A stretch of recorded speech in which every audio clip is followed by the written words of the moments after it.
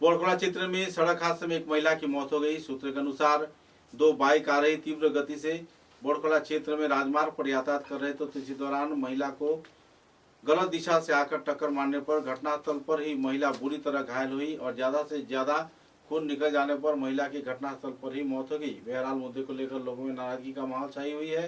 Police प्रशासन वाहन सहित दोनों चालकों को अपनी हिरासत में लिया है और इलाज के लिए अस्पताल में भर्ती करवाया है। इधर मारे गए महिला के परिवार सदस्यों के बीच मातम का माहौल बनी हुई है। राष्ट्रीय राजमार्ग पर तीव्र गति से वाहन लाए जाने के चलते अक्सर ऐसी दुर्घटना की वारदात हो रही है। বাইক লইয়া আইয়া একজন মহিলা তাই স্পট ডেট মারা গেছেন, তাই ওখানে বুঝছেন নি, ওখানে ডাইরেক্ট তারা বাইক দিয়ে মারিয়া মারা গেছেন। ওখানে তাই হাসপাতাল নেওয়া হয়েছে,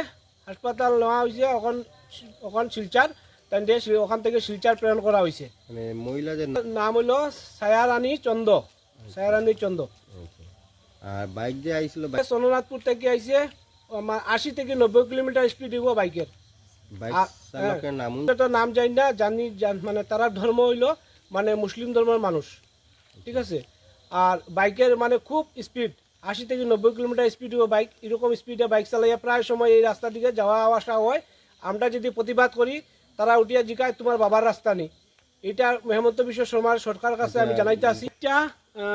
4:15 হয়েছে এই ঘটনাটা। আজকে আমার নাম রাজারাম দাস।